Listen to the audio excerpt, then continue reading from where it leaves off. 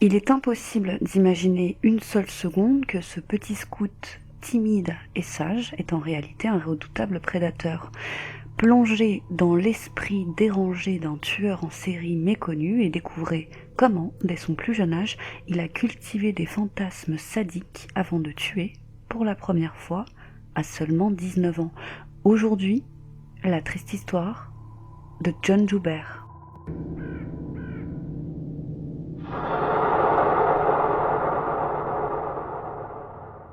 Nous postons de nouvelles vidéos chaque semaine, alors n'hésitez pas à vous abonner.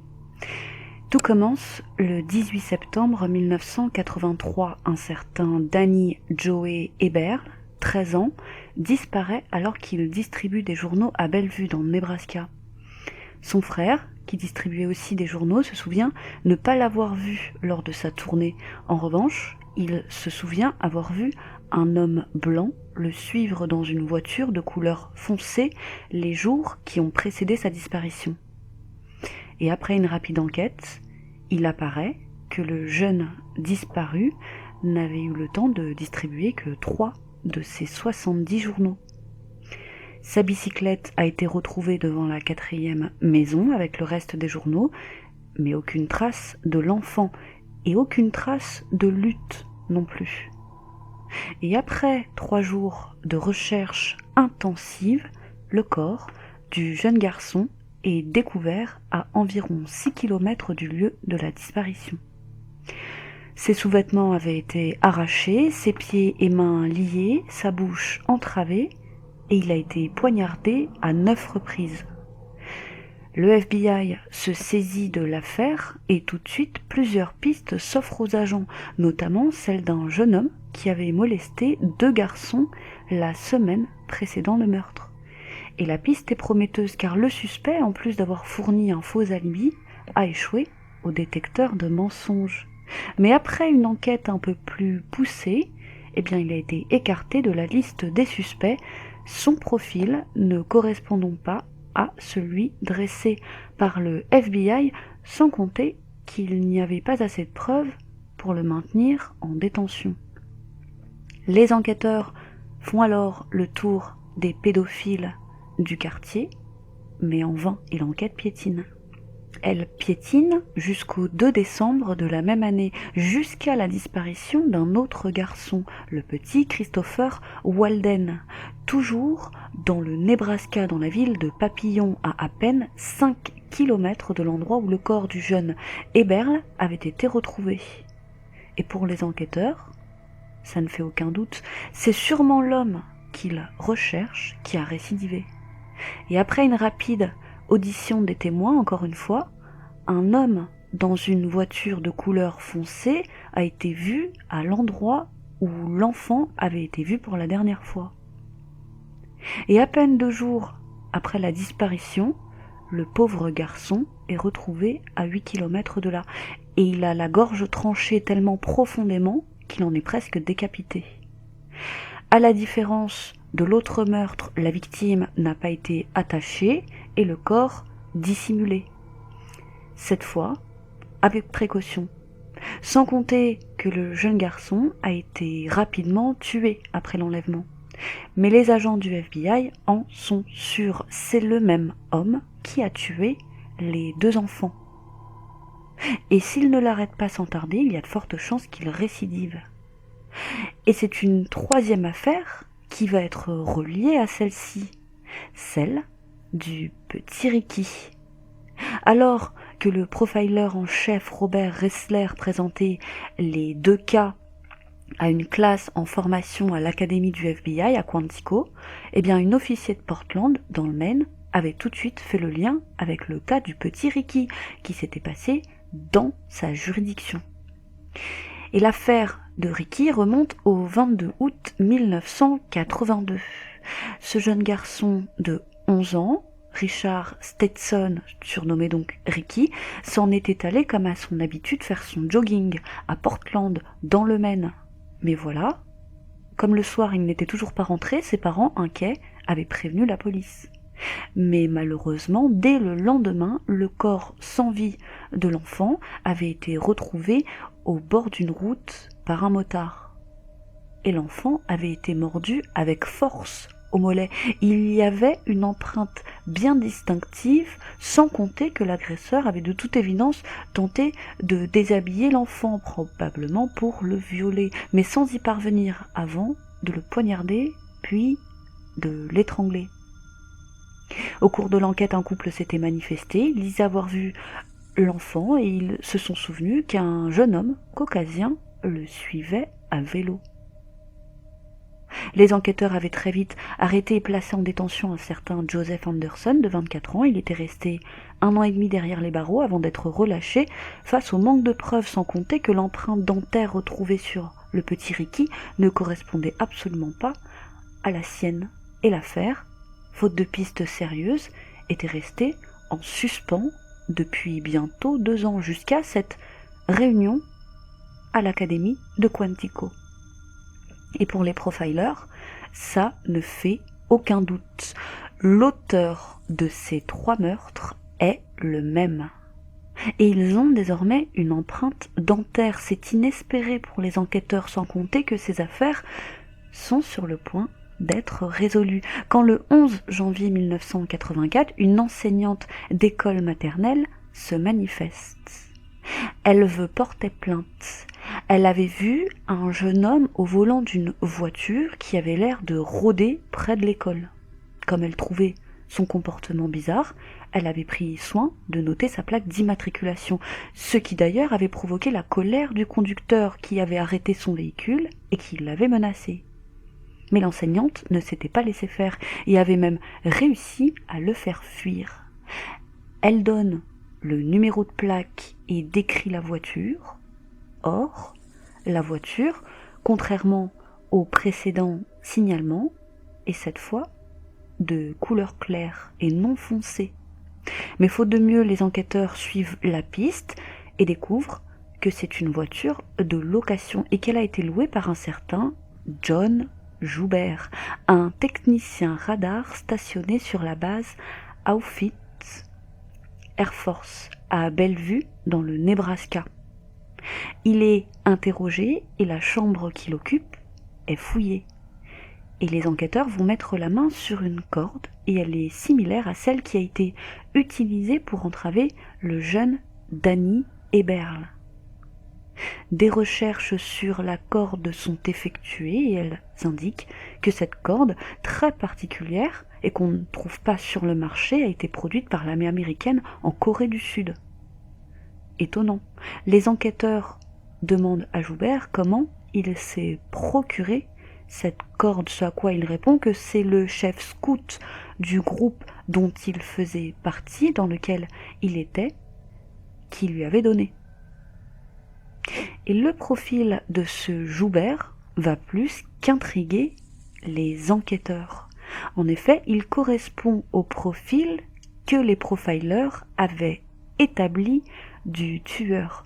Et ce qui va précipiter sa chute, ce sont ses empreintes dentaires. Souvenez-vous, l'agresseur du petit Ricky avait laissé son empreinte sur son mollet.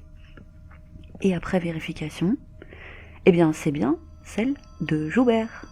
Il est donc l'auteur de la morsure et donc du meurtre. Et voici ce qu'il faut savoir sur John Joubert. Et son enfance et son adolescence montrent des prédispositions étonnantes au crime. Il est né le 2 juillet 1963 à Lawrence, dans le Massachusetts, aux États-Unis. À 3 ans, c'est un enfant très intelligent qui est en avance sur son âge. Il sait déjà lire et va seul, dès 5 ans, emprunter des livres à la bibliothèque. Ses parents, qui tenaient un restaurant, ont divorcé alors qu'il avait 6 ans.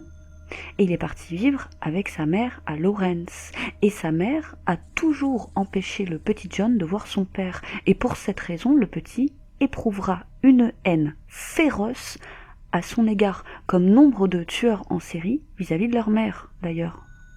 Sans compter que cette mère est très stricte, elle le fesse, le rabaisse, lui reproche ses fréquentations, etc., etc. Et détail troublant, alors que sa mère est accaparée par son travail, eh bien, il est régulièrement gardé petit par une babysitter sur laquelle il fantasme, mais pas comme vous le pensez. Joubert la suspecte d'être la complice de sa mère et de l'aider à le tenir éloigné de son père. Alors il rêve de la tuer et de la manger. Mais il ne s'arrêtera pas en si bon chemin puisqu'il entretiendra toute son enfance et adolescence d'autres fantasmes dans lesquels il rêve de ligoter et de tuer des inconnus. Les psychologues qui le verront plus tard pensent que ces lubies ont peut-être été provoquées par la vue à l'âge de 4 ans de son père en train d'étrangler sa mère lors d'une dispute. Et le manque de son père sera si terrible qu'il tentera de le retrouver à vélo, sa mère refusant de lui payer les transports. Mais il ne le reverra jamais. Et à l'école, l'ambiance n'est guère meilleure. Il est moqué à cause de sa petite taille, il fait 1,65 m à l'âge adulte, et de sa maigreur ainsi que de son apparence négligée, mais très timide, le petit Joubert encaissera sans broncher. Enfant toujours, il rejoint les scouts avec une seule obsession en tête, tuer quelqu'un. Il veut savoir quel effet ça fait. Il aime la solitude, reste des heures enfermé dans sa chambre, même s'il participera tout de même aux activités de groupe, jouant même de la trompette dans la troupe de scouts. À l'âge de 11 ans, sa mère et lui déménagent dans le Maine, et c'est à cet âge qu'il se rend compte de son homosexualité, et il est dévasté. Il sera souvent moqué par ses camarades qui le suspectent justement d'être gay. Il occupera un petit boulot de livreur de journaux, qu'il occupera de ses 11 à 17 ans, lui permettant d'ailleurs de payer sa scolarité. Et c'est toujours un élève doué, avec des prédispositions pour l'anglais et l'histoire. Et en 1974, 2 ans après qu'il soit arrivé dans le Maine, alors qu'il a seulement 13 ans, eh bien, il poignarde avec un stylo Sarah Canty, une fillette de 9 ans. Et lorsque celle-ci se met à hurler de douleur, Joubert constate qu'il éprouve un désir puissant et incontrôlable. Et cette agression sera la première d'une longue série, et il récidivera dès le lendemain. Alors qu'il passe à vélo dans la rue, il croise une voisine de 27 ans, une certaine Vicky Goff, et à peine a-t-elle eu le temps de le saluer qu'il se saisit d'une lame de rasoir qu'il avait sur lui et qu'il lui taillade violemment la bouche alors qu'il arrivait à toute vitesse à sa hauteur, à la suite de quoi il prend la fuite. Et il ne sera jamais inquiété pour ces 2 affaires, probablement du fait de son jeune âge. Et seulement 2 mois plus tard, il récidive. Il appâte cette fois un jeune garçon de 9 ans. Et alors qu'il lui demande où il va, à peine le petit a-t-il le temps de lui répondre que Joubert lui enfonce un couteau dans la gorge. Le pauvre enfant s'enfuira chez lui et il faudra 12 points de suture pour refermer la plaie. Mais comme le petit ne connaît pas Joubert, impossible de l'identifier. Un vent de panique soufflera sur la ville, les enfants ne rentreront plus seuls de l'école, en tout cas un temps, et des parents offriront même une récompense à quiconque permettra l'arrestation de l'agresseur, mais en vain. Il faudra attendre plusieurs années avant que Joubert ne soit enfin relié à cette agression. Une fois encore, il a battu et tenté d'étrangler un jeune garçon, sans compter d'autres agressions. Encore une fois, il ne sera jamais inquiété pour ses affaires et passera toujours entre les mailles du filet. Ensuite, le jeune garçon qui a alors 17 ans poignarde le 24 janvier 1980 à l'estomac un étudiant de 27 ans de l'université du Maine. Et il cesse quelque temps ses attaques, le temps d'être diplômé de Cheverus, une université. Puis, il part en automne à l'université de Norwich où il intègre le cursus militaire et étudie l'ingénierie. Ce n'est pas un élève brillant cette fois, mais là, il parvient tout de même à se faire des amis. Il boit de l'alcool, prend de la drogue, mais n'aime pas particulièrement ce que ça lui fait ressentir. Il aime le contrôle. Voilà donc qui est Joubert.